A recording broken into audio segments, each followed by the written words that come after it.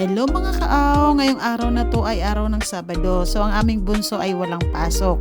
Pero ang aming panganay ay meron po silang pasok pag araw ng Sabado. Mabuti na lang nag-cancel ng pasok yung huling subject nila. Kaya si Rona ay nagyaya na pupunta daw kami dito sa Intramuros. So ngayon naandito na nga po kami sa welcome ng Intramuros. First time naming pumunta dito kaya wala po kaming ka-idea kung saan kami dadaan o lulusot. So pagpasok namin ay kumanan po kami dyan. Pagkakanan po namin, dito banda sa may kaliwa, yung building na yan ay makikita po natin yung Dole. Sa unahan po ng building na may Dole, dyan po sa may bandang kanan naman po ay makikita po natin dyan ang kanilang police station. So pagkalampas naman po ng police station, so dito sa bandang kaliwa ay may mga building pa rin po na matataas. Pagkalampas po namin ng mga building na yan, kami ay nagparking na po. Pagkatapos na namin magparking, kami ay pumasok sa isang kainan. Then yan, pumili na po kami ng aming makakain. So, kanya-kanya po kaming pili ng aming gustong kainin.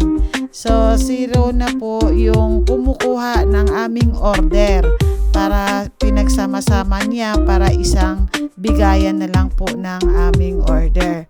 So, pumasok nga po pala kami dito sa kainan na Coffee Cycling Conversation. So, hindi namin akalain na masarap yung kanilang pagkain dito.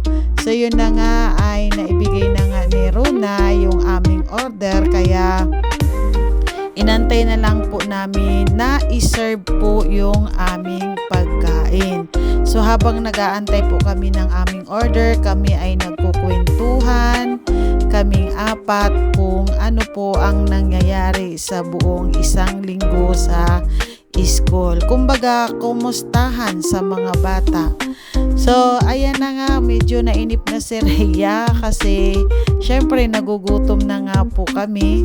So, kailangan na po namin kumain.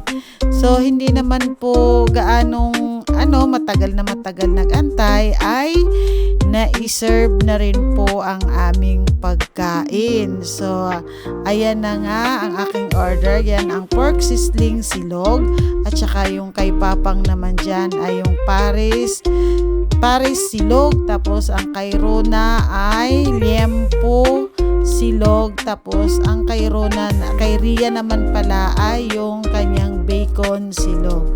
So, ayan na nga, pagka-serve ng aming mga pagkain ay kumain na po kami.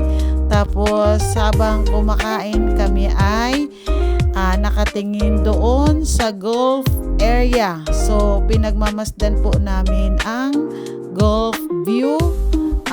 Pinanonood po namin yung mga tao na naglalaro po ng golf at saka yung kumukuha ng mga bola. So, ayan po, hindi pa po masyadong marami ang naglalaro dyan kasi tanghaling tapat po, masyado pa pong mainit ang panahon. Siguro mamayang hapon marami na po ang mga taong maglalaro dyan pagka hindi na masyadong mainit. Ang sarap pagmasdan na napakalawak ng golf area. So, ayan po ang ating flag ng Pilipinas. Hanggang dito na lang po mga